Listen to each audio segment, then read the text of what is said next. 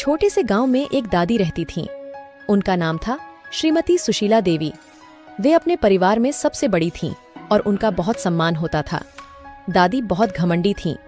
वे हमेशा दूसरों को नीचा दिखाती थीं और खुद को सबसे समझदार समझती थीं। एक दिन गांव में एक मेला लगा था। दादी भी मेले में गईं। वहां उन्होंने एक छोटी सी लड़की को देखा जो रो रही थी। दादी ने लड़की से पूछा, बेटा तुम क्यों रो रही हो? लड़की ने कहा, मेरा गुड़िया खो गई है और मिल नहीं रही। दादी ने लड़की को गौर से देखा और कहा, तुम्हें गुड़िया के लिए रोना नहीं चाहिए। गुड़िया तो एक बेजान चीज है, तुम इससे ज्यादा महत्वपूर्ण हो। लड़की ने कहा।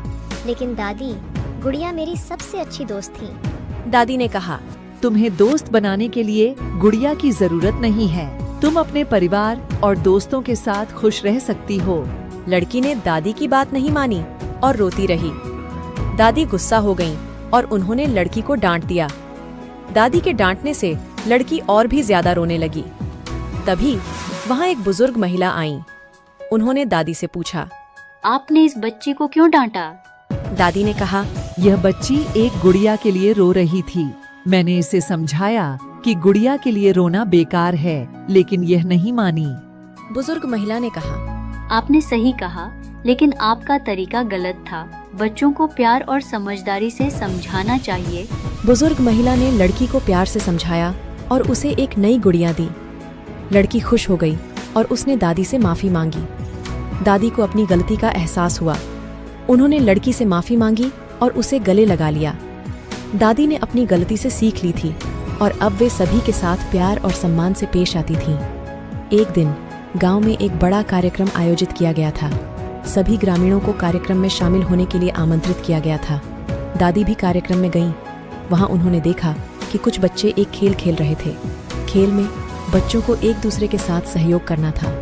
दादी ने बच्चों को खेल खेलते हुए देखा और उन्हें बहुत खुशी हुई।